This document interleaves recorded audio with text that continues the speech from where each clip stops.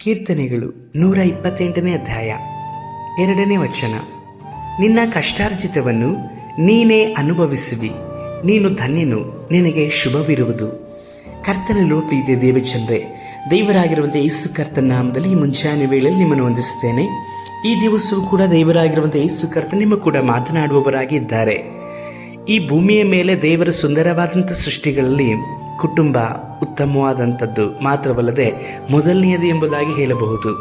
ಕುಟುಂಬದ ಮುಖಾಂತರವಾಗಿ ದೇವರು ಈ ಭೂಮಿಯ ಮೇಲೆ ಅನೇಕ ಸಂಕಲ್ಪಗಳನ್ನು ನೆರವೇರಿಸುವವರಾಗಿ ಇದ್ದಾರೆ. ನೀವು ಸಹ ನಿಮ್ಮ ತಂದೆ ತಾಯಿಗಳಿಂದ ಕರ್ತನ ನಾಮವನ್ನು ಮಹಿಮೆಪಡಿಸಲಿಕ್ಕಾಗಿ ಆರಿಸಿ ತೆಗೆದುಕೊಂಡಂಥವರು. ಈ ಕುಟುಂಬವನ್ನು ಸಾಕಲಿಕ್ಕೋಸ್ಕರವಾಗಿ ತಂದೆಯೂ ತಾಯಿಯೂ ಪಡುವಂಥ ಪ್ರಯಾಸಗಳು ಅನೇಕ ವಿಧವಾದಂಥದ್ದಾಗಿ ಇದೆ. ಮುಖ್ಯವಾಗಿ ನೋಡುವುದಾದರೆ ಪ್ರತಿಯೊಂದು ಕುಟುಂಬದ ಸಂತೋಷದ ಹಿಂದೆ ಆ ತಂದೆಯ ಅಥವಾ ತಾಯಿಯ ಪರಿಶ್ರಮ ಅನೇಕ ವಿಧವಾಗಿ ಇರಲ್ಪಡುತ್ತದೆ. ಅವರು ತಾವು ಕಷ್ಟಪಟ್ಟು ತಮ್ಮ ಮಕ್ಕಳನ್ನು, ತಮ್ಮ ಕುಟುಂಬವನ್ನು ಸಂಭಾಳಿಸುವಂಥದ್ದು ಮಾತ್ರವಲ್ಲದೆ ಸುಖದಿಂದ ನಡೆಸುವಂಥದ್ದನ್ನೇ ಆಲೋಚಿಸುವವರಾಗಿ ಇದ್ದಾರೆ. ನೀವು ಈ ವಿಧವಾದಂತಹ ಕಷ್ಟಪಾಡುಗಳನ್ನು ಪಡುತ್ತಾ ಇರುವುದಾದರೆ ಕರ್ತನು ನಿಮಗೆ ಈ ಮುಂಜಾನೆ ವೇಳೆಯಲ್ಲಿ ಮಾತನಾಡ್ತಾ ಇದ್ದಾರೆ.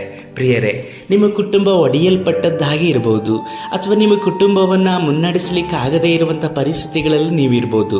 ಸಾಲ, ಇಕ್ಕಟ್ಟು, ಹೋರಾಟ ಇವುಗಳೆಲ್ಲದರ ನಡುವೆ ಹೇಗೆ ನಾವು ಬದುಕುವುದು, ನನ್ನ ಮಕ್ಕಳು ಬದುಕುವುದು, ನಮ್ಮ ಜೀವನೋಪಾಯ ಎಂಬುದಾಗಿ ಹೇಳಿ ನೀವು ನೆನೆಸಬಹುದು.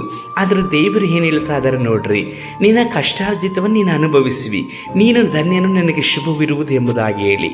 ಈಗಿನ ಕಷ್ಟಗಳೆಲ್ಲವನ್ನ ಕರ್ತನು ಪರಿಹರಿಸಲಿಕ್ಕೆ ಶಕ್ತನು. ನೀವು ಸುಖ ದಿನಗಳನ್ನು, ಸಂತೋಷದ ದಿನಗಳನ್ನು ಅನುಭವಿಸುವ ಹಾಗೆ ಕರ್ತನು ನಿಮ್ಮನ್ನು ಆಶೀರ್ವದಿಸಲಿಕ್ಕೆ ಶಕ್ತರಾಗಿದ್ದಾರೆ. ನಿಮ್ಮ ಎಲ್ಲ ಕಷ್ಟ ನೋವುಗಳೆಲ್ಲವನ್ನು ನೋಡಿರುವಂಥ ದೇವರು ನಿಮ್ಮನ್ನು ಸಂತೋಷವಾಗಿ ಇಡುವಂತಹ ಭವಿಷ್ಯತ್ತನ್ನು ಕೊಡಲಿಕ್ಕೆ ಶಕ್ತನು. ಪ್ರಾರ್ಥಿಸೋಣ.